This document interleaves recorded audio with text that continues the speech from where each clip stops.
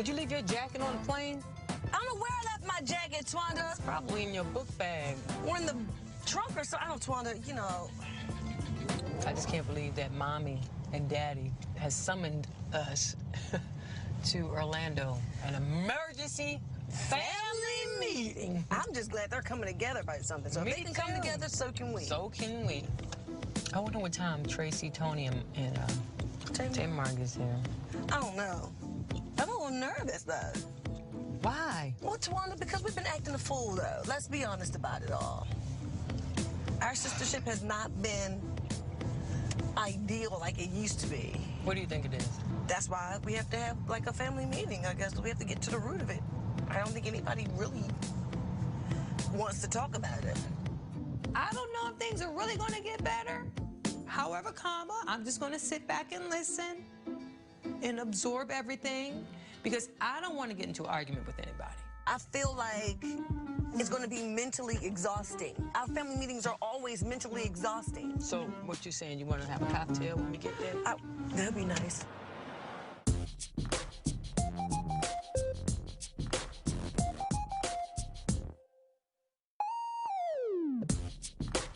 Twanda and I are the first to arrive at the hotel, and I really hope this isn't going to be another waste of time.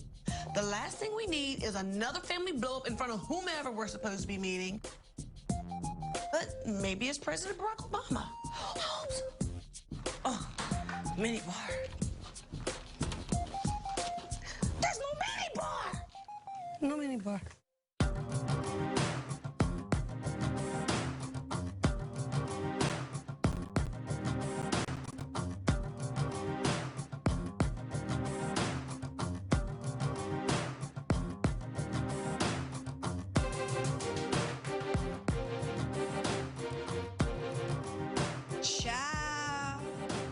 Walk in the room, and that's Bishop T.D. Jakes.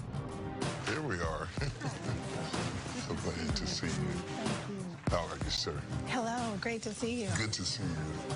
For the unsaved people, Bishop T.D. Jakes is like one of the biggest pastors in the world. He'll bless your soul if you let him. Won't he do it? Hallelujah. When I walked into the room and I saw Bishop T.D. Jakes, I almost fell to the floor. No, it's not President Obama, but it's pretty darn close. He definitely has a commanding presence, and our family has been in awe of his ministry for many, many years. Well, we are here. We are here. I am glad to be here and to be of service to you. What I would do in any situation is tell you, I want you to tell me why I'm here, what you would like to see come out of this session together as a family, what you perceive the problems are out of your heart. Let's just start and just talk to me.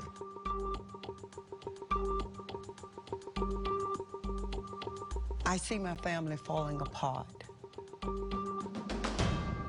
The girls, they were so close. They were just like two peas in one shell. But I don't recognize them. I don't know these people. Was there something that happened that you saw it begin to come apart? Yeah, you know, when we went through the divorce, my ex-husband and I, it just fell apart. You know, everybody was doing this, that. I think it was a lot of hurt. There was a lot of anger. There was a lot of disappointments. And they didn't know what to do with it. They didn't know how to deal with it. I didn't know how to deal with it, to be honest with you. You know, it's interesting that Mommy first brought up that she thinks our issues started with our parents' divorce.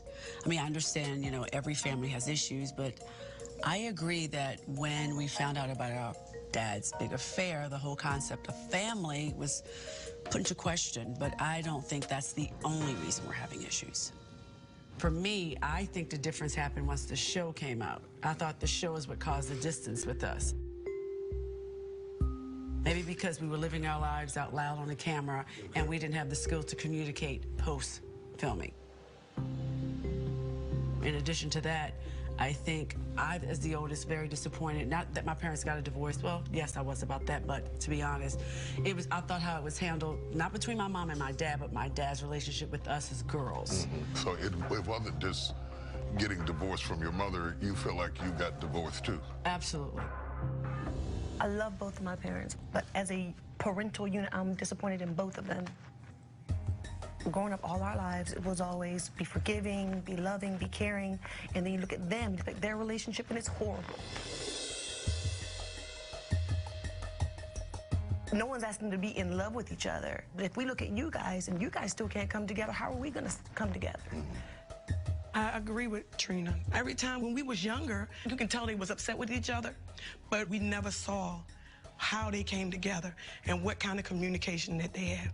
And then it spilled onto us, and we don't know how to communicate with each other. We don't. We just shut down, and the next time we see each other, hey, but we ain't never talked about it. We just pushed it under the rug. See, one of the problems that we're dealing with right off the top here is that you two have not taught them how to resolve conflict. If we don't find a way for you all to demonstrate to them how to move forward, I don't think they're going to be able to move forward either. And you will never see the value of what you have left until it's gone. And then you're standing over a tomb somewhere saying, oh, that's my sister.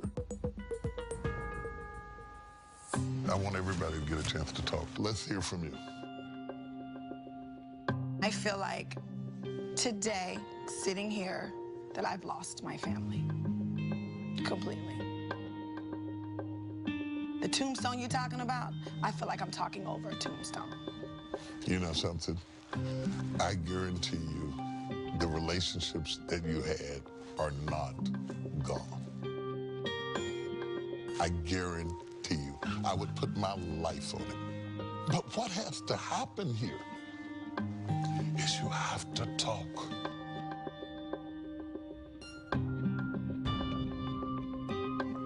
Scary, isn't it? No, I'm just trying not to cry.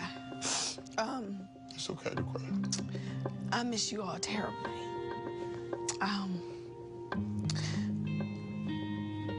And I love you all more than anything. And I miss everything about our relationship. I miss us cooking and laughing and being on the phone. I miss the holidays. Like, I have my dreams and all of my aspirations. But if somebody would have told me that the price for all of that was to give up my family, I would have said, that's okay.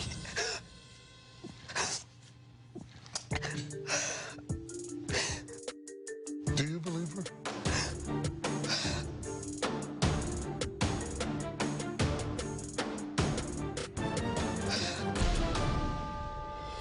Coming up on Braxton Family Values. She's hurting. Do you care? She's alienated herself. What I feel in the room is shocking. It's just really difficult to feel ostracized. Have you considered ways that you can gradually bring them into your atmosphere? That doesn't work. Take the baby. She's the last one to have a child. She don't get it yet. I had to get it. You understand what I'm saying? Tony had to get it. Trina, Tawanda, my brother. We all had... Oh! Jesus. Well, this is exciting. Yeah. That's crazy. You know, that's a omen. Yeah. I think we're making really good progress. It just fell. For some reason, we might have hit the substratum of what we really needed to hit because the devil didn't like that. No, he didn't. Yeah, yeah.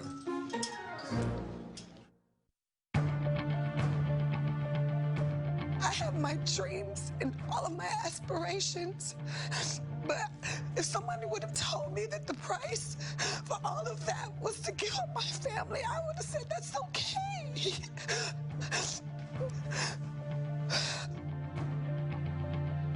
Do you believe her? No. No, I don't. I don't. Wow.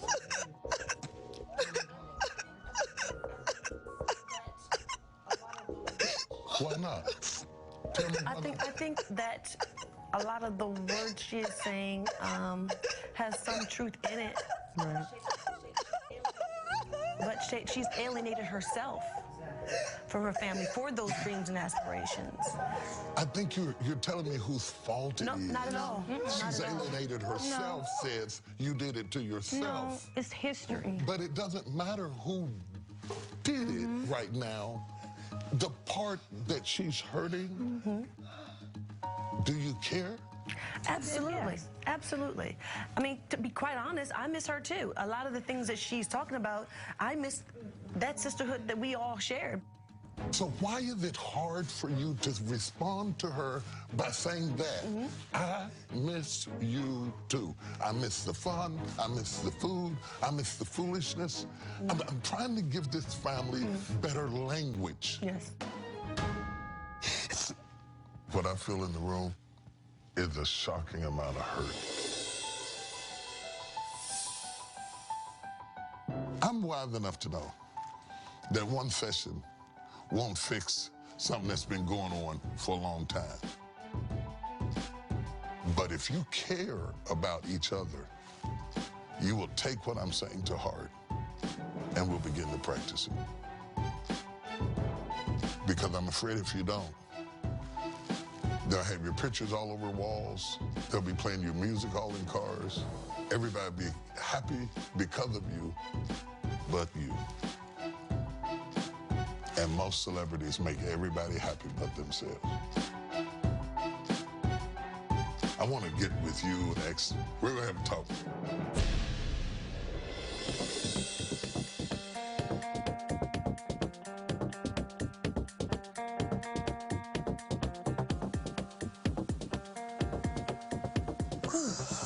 I have to change my shoes. I can change mine real quick. Bishop T.D. Jakes is a very intimidating presence, especially because you can kind of feel his anointing when he walks through the door. So I'm a little nervous to go back in there. Girl, that was exhausting. I mean, I just had to take off my clothes and put on a robe just so I could feel relaxed. What part do you think was more exhausting? Eat all the above. I didn't expect the Tamar breakdown. You didn't?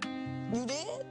To me, that's just classic Tamar. Well, I think it's more on the I don't do anything to anybody, but everybody is always mad at me thing. You know, it's just, that's the part that made me just real like. Tamar wants everyone else to own their stuff, but she doesn't want to own her stuff. And that's just disheartening. But like I said before, hey, I expect these things and these actions and reactions from Tamar now. Nothing surprises me that she does. Well, I'm hoping that by the end of it all, you know, we at least come to some resolve. You understand what I'm saying? Because it's just a long time coming. No, I look forward to whatever he has to say. To everybody? To everybody. I gotta put my clothes back on. Girl, them shoes, they cute, but they hurt my feet. Everything's starting to get a little tight. Because we've been sitting in there. You know what I mean? You can't, these shoes are 8-hour shoes. They're not 12-hour shoes. I see London, I see France, I see Whammy's underpants. You don't see me. Yes, I did. Come on in, ma'am, and have a seat. All right now. Wow, we have had a day, haven't we? Yes. I very much, really honest to God, love my sisters and deeply want to have a real close sisterhood with them again. I'm not saying I'm perfect, because I'm not, but I really don't know what happened and why it's such a disconnect with everybody. There was a moment that you got very, very emotional and your heart broke open. And there was an aloof response to that emotion. Yeah. Almost all of them in one accord seem not to believe it. What in the background am I not seeing? Oh, well, I don't know. I know I was sincere. Well, I don't understand what the disbelief would be. Coming up on Braxton Family Values. That is a lie, because I never said that. Why would I do that? We don't know why. I never put you. I don't know why. See, You can hear you from the room. But I wasn't cussing. I didn't support you when you did. There was a moment that you got very, very emotional and your heart broke open. And there was an aloof response. Almost all of them in one accord seemed not to believe it. What in the background am I not seeing? Well, I don't know. I know I was sincere. I don't understand what the disbelief would be.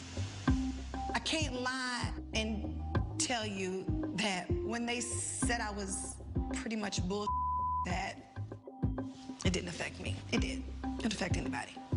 Because I was being honest. And I still mean it. How much of this drama is career related? Maybe about 85 or 90. Wow. Do you think that it is career related because now this is your season, this is your moment? How hard is it to manage a moment in a family of people who are success oriented? It's very difficult because I'm alone.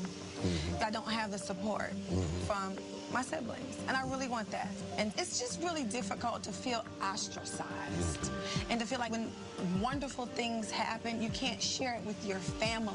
Have you considered ways that you can gradually bring them into your atmosphere where they feel a part of it with you? I feel like I've tried that. That doesn't work. Okay. And I feel like their attempt definitely didn't work. I was on tour and had one of my biggest shows and the one that I was so proud of in Atlanta. And in the middle of the show, the girls decided they was gonna come on and surprise me and do a number while I am performing. It didn't go the way that they planned it. And I got blamed for it. Okay. That has been a big wedge.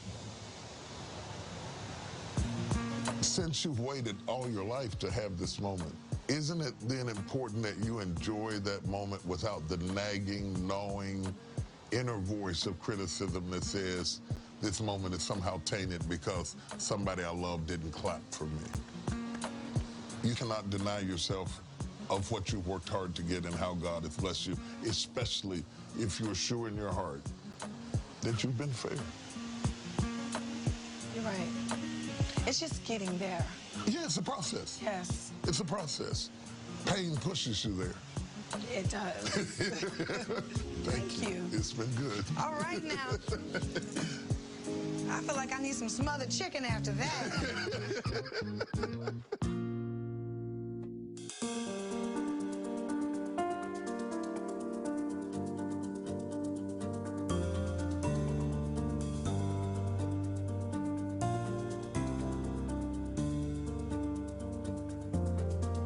Wow, it's been an interesting opportunity to get to talk to you individually and collectively. There are a couple of things that I want to focus on for a few minutes. I want to visit something that you and I talked about earlier. You talked about a moment, I think, in Atlanta. Let's visit that for a moment.